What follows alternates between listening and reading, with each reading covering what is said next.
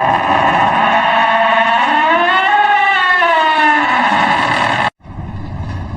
Welcome. Miss.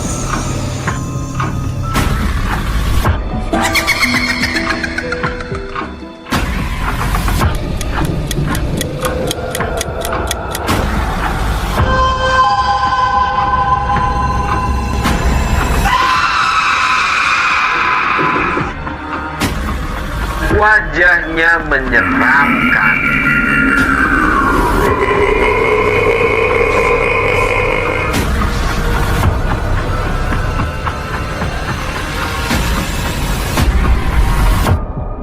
Misteri.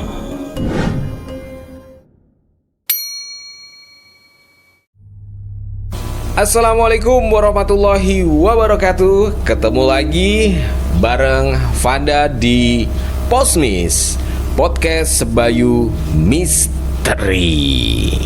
Seperti biasa, saya akan menghadirkan cerita seram, cerita mistis, dan kali ini cerita dari seseorang yang sudah dikirimkan melalui email. Cerita kali ini, sahabat Posmis, adalah sebuah pengalaman horor dari sahabat Posmis bernama Agus dari Tegal. Sebelumnya saya mengucapkan terima kasih untuk Agus yang sudah dan mau berbagi kisahnya. Dan bagi kalian yang mempunyai pengalaman mistis ataupun kisah horor, silakan saja. Kalian bisa mengirimkan ke email Sebayu FM di sebayu94fm@gmail.com. Pastinya kisah kalian akan kami bawakan di edisi spesial Posmis, podcast Sebayu Misteri. Sahabat Posmis, cerita kali ini terjadi sekitar tahun 2016 silam. Saat itu Agus yang merupakan warga Tegal bekerja merantau di Bandung. Saat itu ia heran karena sering ditegur oleh teman-temannya. Jadi Agus ini selalu terlihat berbicara dan ngobrol asyik, bahkan sampai tertawa-tawa, padahal saat itu ia sedang sendirian saja. Ketika Agus ditegur oleh teman-temannya, yakni teman kerjanya, dia selalu menyangkal. Agus merasa dia tidak bicara atau berkomunikasi dengan siapapun. Tetapi yang mengherankan, orang-orang atau teman-teman kerjanya yang ada di sekitar Agus itu melihatnya Agus berbeda. Ia seakan-akan berbicara dengan seseorang. Dilihatnya ia tertawa, ngobrol asyik. Bahkan di lingkungan kerjanya ini sudah ada rumor Agus seperti orang gila. Orang lain melihatnya bersama teman ngobrolnya, tetapi Agus malah tidak merasa. Ia merasa sedang sendirian. Entah itu ngobrol sendiri, ngobrol asik dengan tembok, marah-marah tidak jelas, maupun tertawa terbahak-bahak sendirian. Tetapi setiap ditanyakan, Agus selalu menjawab bahwa dia tidak melakukan itu. Aneh, sahabat Posmis. Puncaknya, suatu hari terjadi sebuah kejadian yang sangat mengherankan. Seperti biasa, setiap istirahat kerja, Agus ini selalu duduk di samping pabrik tempatnya ia bekerja. Setelah makan siang, dia hanya duduk-duduk saja sambil menunggu jam kerja dimulai kembali. Dia santai saja menikmati suasana siang yang cukup terik. Tetapi karena tempat dia istirahat di sampingnya ini terdapat pohon yang cukup rindang, membuat Agus mengantuk. Dia merasa sangat ingin memejamkan matanya. Tidak seperti biasa, entah suasana apa yang membuat Agus sangat mengantuk dan dia tertidur sambil duduk di kursi kayu yang ada di samping atau sebelah pabrik. Tetapi tidak lama kemudian, sahabat Posmis, pabrik gempar. Satpam pabrik bahkan sampai berlarian menuju ke samping pabrik karena di sana Agus sedang mengamuk, memukuli tembok pabrik dengan kayu yang cukup besar sambil berteriak dengan kalimat yang tidak jelas. Bahkan satpam dibantu teman-teman kerjanya ini berusaha untuk mencegah Agus mengamuk dengan memegangi tangan hingga badan Agus. Tetapi tidak berhasil karena tenaga Agus saat itu sangat kuat.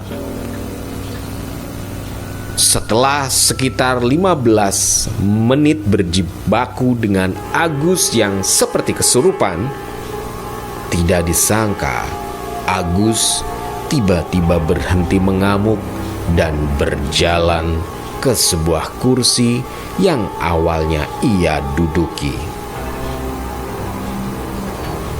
Lalu Agus duduk dengan tenang dan kembali tidur seperti semula. Sahabat Posmis, tidak lama Agus terbangun dengan kaget karena di sekitarnya banyak orang yang mengerumuni. Ketika ditanya apa yang dilakukan, Agus tidak ingat apapun. Dia hanya merasa ngantuk dan seingatnya dia tertidur dengan nyenyaknya di samping pabrik duduk di sebuah kursi.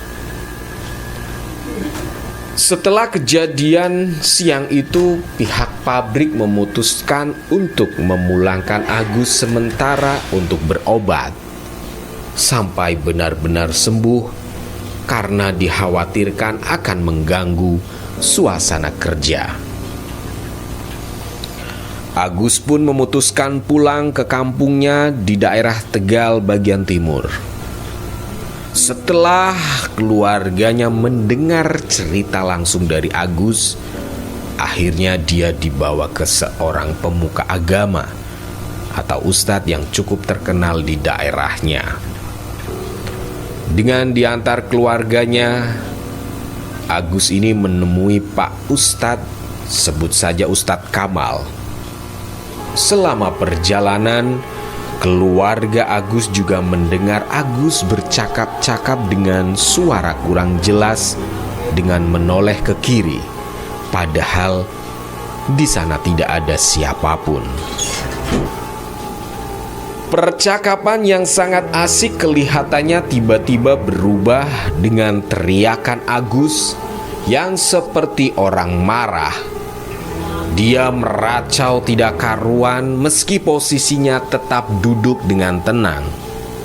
Hal itu tambah meyakinkan keluarga Agus bahwa ada sesuatu yang tidak beres dengan diri Agus. Sahabat Posmis, sesampainya di rumah Ustadz Kamal, keluarga Agus menceritakan apa yang terjadi. Kemudian Ustadz Kamal ini langsung menyuruh Agus untuk mengambil air wudhu. Setelah Agus mengambil air wudhu, wajah marahnya perlahan mereda dan dia tidak lagi mengoceh sendiri. Bahkan Agus sempat bercerita kepada Ustadz Kamal bahwa dia heran kenapa orang melihatnya seperti orang gila, padahal Agus merasa tidak melakukan apapun. Ia selalu merasa sendiri. Pak Ustadz Kamal menyarankan Agus untuk diruqyah. Sahabat Posmis, singkat cerita, pada saat hari yang ditentukan, Agus pun diruqyah dengan dibacakan ayat-ayat ruqyah oleh Ustadz Kamal dan dibantu asistennya. Awalnya Agus tenang-tenang saja mendengarkan lantunan ayat Al-Quran tersebut. Ustadz Kamal menyarankan selama proses ruqyah, Agus harus selalu beristighfar dan mengingat Allah. Tidak lama setelah ayat-ayat ruqyah diperdengarkan, Agus mulai meronta-ronta, berteriak tidak karuan, dan bahkan sempat hendak menyerang Ustadz Kamal. Agus sendiri sebenarnya menyadari apa yang dia lakukan. Dia tidak ingin menyerang Ustadz yang meruqyahnya, tapi entah kekuatan dari mana yang menggerakkan tangan dan tubuhnya untuk menyerang. Setelah beberapa jam berjuang, Agus pun kemudian muntah-muntah dan darah segar keluar dari mulut Agus hingga dia lemas. Agus juga melihat di tangan kanannya ada sesuatu yang bergerak dan berlari-lari, rasanya menjalar hingga ke kepala. Agus merasakan sakit yang sangat di kepalanya sampai terasa mau pecah, hingga Agus pun pingsan. Sahabat Posmis, setelah 3 jam Agus bangun. Ia merasakan badannya serasa remuk dan sakit yang sangat luar biasa. Ia mencoba bangun dengan kebingungan karena melihat semua keluarganya menangis dalam ruangan. Setelah dirasa cukup tenaga, Agus dipapah oleh keluarganya untuk pulang dan beristirahat. Keesokan harinya dia baru diberitahu oleh keluarganya bahwa dia telah diguna-guna. Ada seorang yang mengirimkan sosok jin wanita untuk berdiam di dalam tubuh Agus dan mengganggunya. Entah siapa yang melakukannya, tetapi proses ruqyah yang dibantu oleh Ustadz Kamal telah mengeluarkan sosok wanita itu dari tubuh Agus. Hingga tidak pernah lagi Agus melakukan hal-hal aneh hingga sekarang. Sahabat Posmis, itulah cerita dari Agus. Pengalaman mistis yang ia rasakan ketika orang-orang terdekatnya mengatakan ia selalu ngomong sendiri, tertawa sendiri, menangis, mengamuk. Namun ia justru merasakan tidak pernah melakukan hal-hal itu. Ternyata setelah diruqyah oleh seorang ustadz bernama Ustadz Kamal, Agus ini diguna-gunai oleh seseorang yang tak suka dengan Agus, mengirimkan jin wanita untuk selalu mengganggunya. Itu dia sahabat Posmis, cerita dari Agus. Dan bagi sahabat Posmis yang memiliki pengalaman mistis horor, silakan kirim saja ke email Sebayu FM di sebayu94fm@gmail.com. Nanti pasti cerita kalian akan saya bawakan di edisi spesial Posmis. Nantikan kisah horor, misteri, seram selanjutnya bersama saya, Danu Vandanu di Posmis.